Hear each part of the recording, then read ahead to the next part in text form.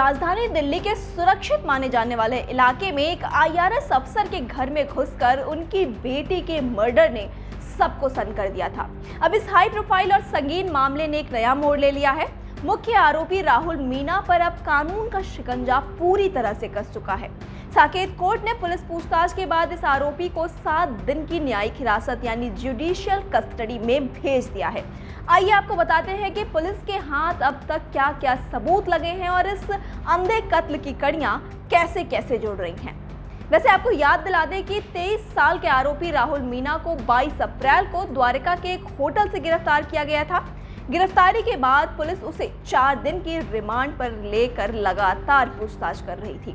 Remand खत्म होने पर कल उसे साकेत कोर्ट में जुडिशियल मजिस्ट्रेट देवांशी जन्मेजा के सामने पेश किया गया। कोर्ट ने इस केस की संवेदनशीलता को देखते हुए आरोपी को 7 दिन के लिए जेल भेज दिया है। इस मामले की तफ्तीश में दिल्ली पुलिस के हाथ कई और पुख्ता सबूत भी लगे हैं। सुनवाई के दौरान जांच अधिकारी ने कोर्ट को बताया कि आरोपी राहुल मीणा के पास से लूटे गए गहने और नकदी बरामद कर ली गई है। यही नहीं, पुलिस ने उस पूरे रूट को भी ट्रेस कर लिया है जिस रास्ते का इस्तेमाल करके ये आरोपी यानी राहुल मीणा दिल्ली तक पहुंचा था।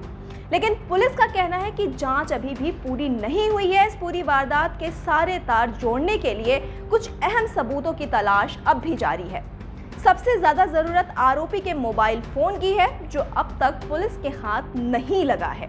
पुलिस को राहुल मीणा के परिवार वालों से भी पूछताछ करनी है जो अलवर में रहते हैं। साथ ही सबसे बड़ा सवाल ये है कि क्या इस वारदात को राहुल ने अकेले अंजाम दिया था या इस साजिश में कुछ और चेहरे भी शामिल हैं।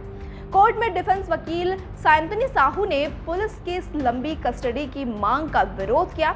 उनका तर्क था कि पुलिस ने मामले में बहुत तेजी से काम किया है और अलवर यहां से महज 2.5 घंटे की दूरी पर ही है। ऐसे में मोबाइल जल्द बरामद किया जा सकता है, इसलिए 7 दिन की कस्टडी की जरूरत नहीं है। लेकिन कोर्ट ने पुलिस की दलीलों को वजनदार मानते हुए हिरासत मंजूर कर ली। एक आईआरएस अफसर के घर में हुई वारदात ने दिल्ली की सुरक्षा पर कई गंभीर सवाल खड़े किए हैं। फिलहाल आरोपी सलाखों के पीछे है, लेकिन पुलिस की तफ्तीश अब भी जारी है। क्या आरोपी के मोबाइल से कुछ और चौंकाने वाले राज बाहर आएंगे? इस केस से जुड़ी जो भी नई जानकारी या सच सामने आएगा वो हम आप तक पहुंचाते रहेंगे। आप जुड़े रहिए अनादि टीवी दिल्ली के साथ। नमस्कार।